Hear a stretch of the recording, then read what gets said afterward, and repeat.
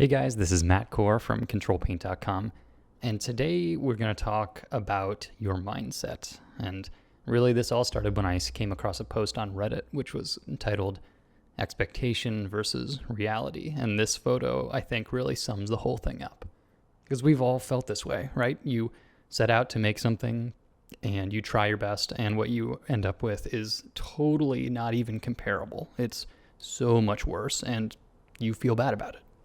And especially when you're starting out, but really for any level, it's this attitude that can be toxic to your progress as an artist. Because it's reasonable to see this result and say, well, what's the point? Why am I working hard? This is not worth it. But what I'd argue is what you need to change is the expectation. It's good to have goals. You start with some skill set, and that's here.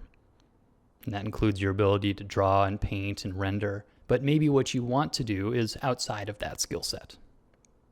And in order to get there, you're going to need to try some experiments, and you need to work outside of your comfort zone enough times over and over that eventually you build up your skill set to be bigger. And then as that skill set expands and expands over time, eventually you'll be able to accomplish that goal that you set out to do. But a goal is different than an expectation. My expectation when I sit down to work is that I'm going to work. That's it. My expectation looks like this. It looks like Photoshop. And when those two things match, when I sit down with one expectation and then accomplish that expectation, it just feels good. And you know what? When things feel good, you do more of them. If I have a realistic expectation for the day and then I accomplish that expectation, I don't need someone else to tell me I'm doing a good job. I'm just happy that I've met my current day's expectation. And that's great. So I'll probably want to do the same thing tomorrow. But if I finish the day and my expectation does not match the reality, I'm going to feel really bad. And if I feel really bad, well, I probably don't want to go feel bad again tomorrow. What's the point in that? So then I might tell myself, well, maybe drawing's not for me. Because look, guys, it's impossible to know what rate at which you're going to improve. So it's unrealistic to have an expectation that you're going to be this much better next week. Just don't do it. Instead, consider changing your expectation to be the challenges. Your expectation is going to be, I'm going to work outside my comfort zone in this specific way. Maybe it's rendering. And so then you're going to do some studies and some practices, maybe a master study, and slowly build up your skill set.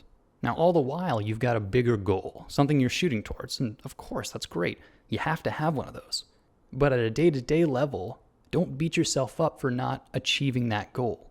The goal is always going to be outside of your comfort zone. In fact, when you get close to achieving a goal, you're probably going to have a new goal that's even further away. And that's just your life. You are an artist, you're going to be getting better all the time, and you're going to be beating yourself up over it. But that'll never happen if at a day-to-day level, your expectation is to achieve something that you've never done before, and then get mad at yourself when it doesn't work. So go ahead, have that huge, lofty goal. You need it. But incrementally, break it up into smaller, manageable little chunks, and set reasonable expectations. You're going to have a lot more fun drawing if you do. Thanks for coming to the site, guys.